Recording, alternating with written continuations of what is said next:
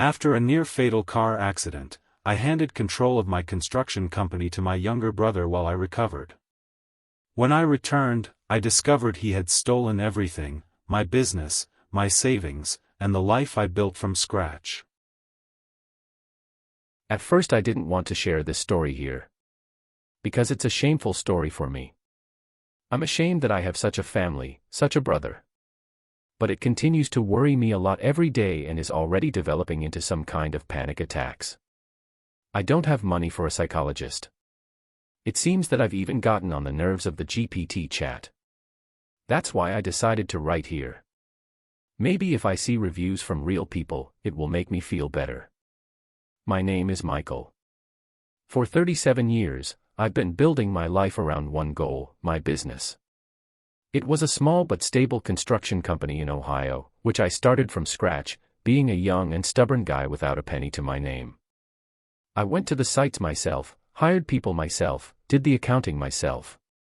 The company became everything for me, and to some extent even a family, which I always lacked. I always protected my younger brother Tom. We lost our parents when he was only 12 and I was 20. I dropped out of college to work and raise him. I never felt sorry for him. I was both a brother and a father to him. I remember how he cried after school when he was bullied, and how I promised that he would have everything. That I would be there for him. Since childhood, he was different from me. I was serious, reserved, matured early, and he was easygoing, charming, a little cunning. Even at school, he knew how to gain the trust of teachers, easily made friends, often got out of trouble. When they compared us, everyone said, "Michael is a rock, Tom is water." Then I thought it meant that he was flexible. Now I understand, he always knew how to flow around any obstacles. He grew up in the shadow of my efforts. I paid for his college, bought him his first car, helped him get his first job. He thanked me, of course. But I still had a strange feeling that it was his due. He could be charming and affectionate when he needed something, and when he received it, it was as if he immediately forgot who he owed it to. 3 years ago, I hired him for my company. He didn't know what to do after college, and I needed someone I could trust with money. So he became something like a financial director, but with a focus on logistics, in short, a position that essentially doesn't exist. He's just my assistant in everything. But last summer changed everything. I got into an accident. A head-on collision with a drunk driver. I miraculously survived, but ended up in the hospital for many months, 2 spinal surgeries, rehabilitation, medications, constant pain. The doctors immediately said that I would not be able to return to active work earlier than in 6 months, if I was lucky. The business couldn't stand. Projects, workers, contracts. Everything could fall apart without management.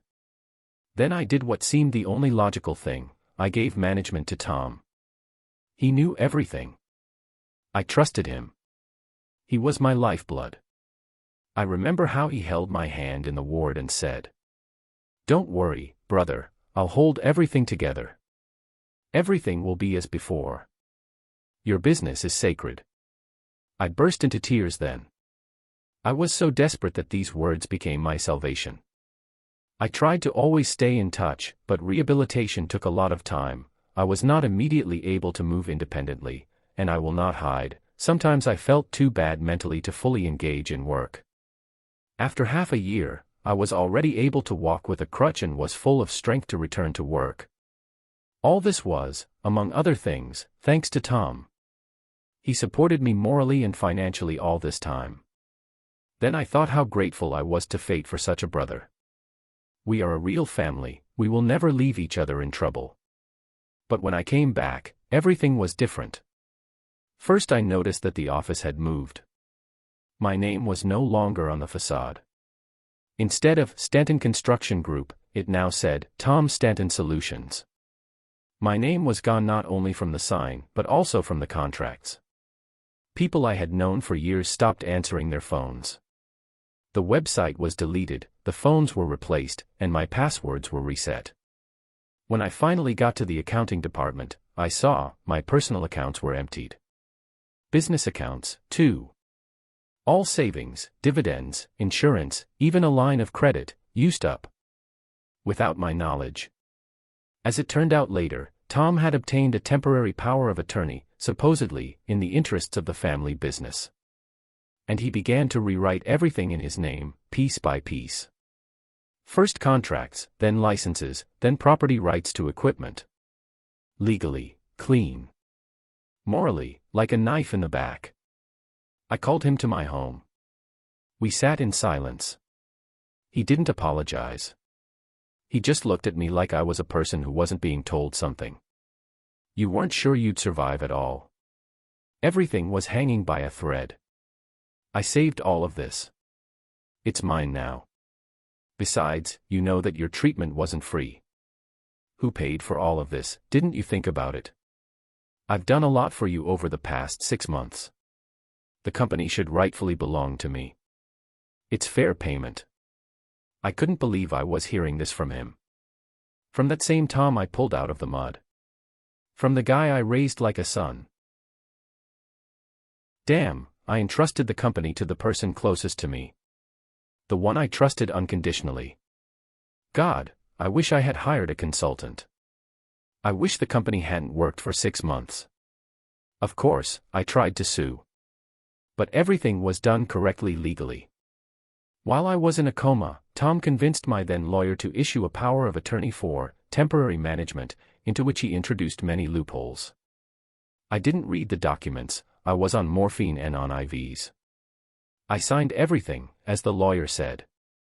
And the lawyer, as it turned out, had been cooperating with Tom for a long time.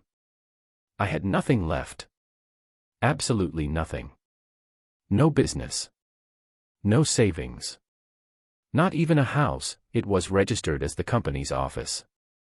Everything was gone. Naturally, Tom and I don't communicate. I know from social networks that he had a daughter. I didn't even know that his girlfriend was pregnant. It was as if I had invented a brother for myself, who turned out to be completely different from the one in my fantasies. Today marks exactly a year since the accident. Summer again. I rent a tiny room and work as a consultant for startups. Not because I love it, but because I have to live. I'm 38, and I'm starting from scratch.